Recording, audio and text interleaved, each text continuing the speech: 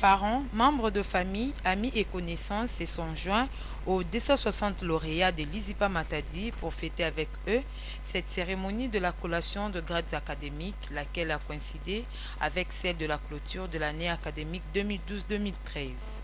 En présence de l'autorité provinciale représentée par la ministre de Santé, les autorités académiques dont on a noté la présence de Martin Ekanda Onyangunga, PDG de cette institution, qui avait à ses côtés Madame son épouse Rifine Luyeye Ekanda, ainsi que ses enfants, et les autres invités de marque.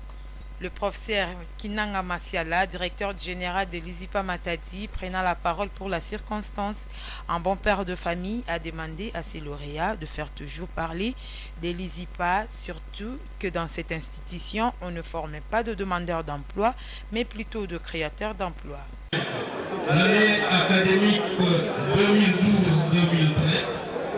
je remercie tous ceux qui ont participé de près ou de loin à sa réussite.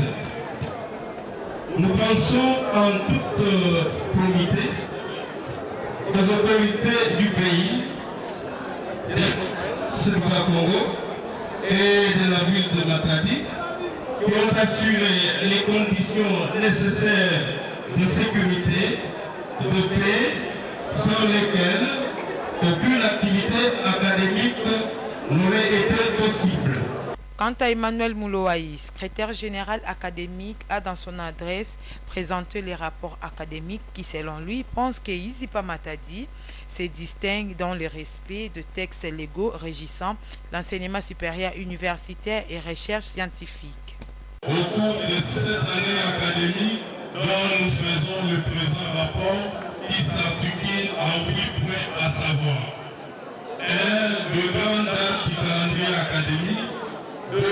Du fonctionnement des organes de décision et de consultation. 3. Du personnel académique et scientifique. 4. Des étudiants.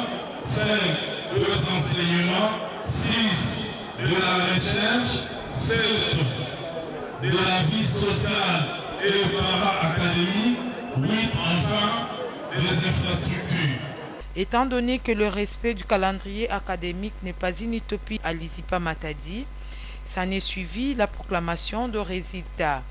Il est à signaler que ces finalistes du cycle de graduats sont ceux-là même qui ont débuté leur formation dans ces bâtiments construits grâce aux efforts du couple Martin et Rifine Ekanda, car bien avant, l'ISIPA Matadi n'était qu'une extension.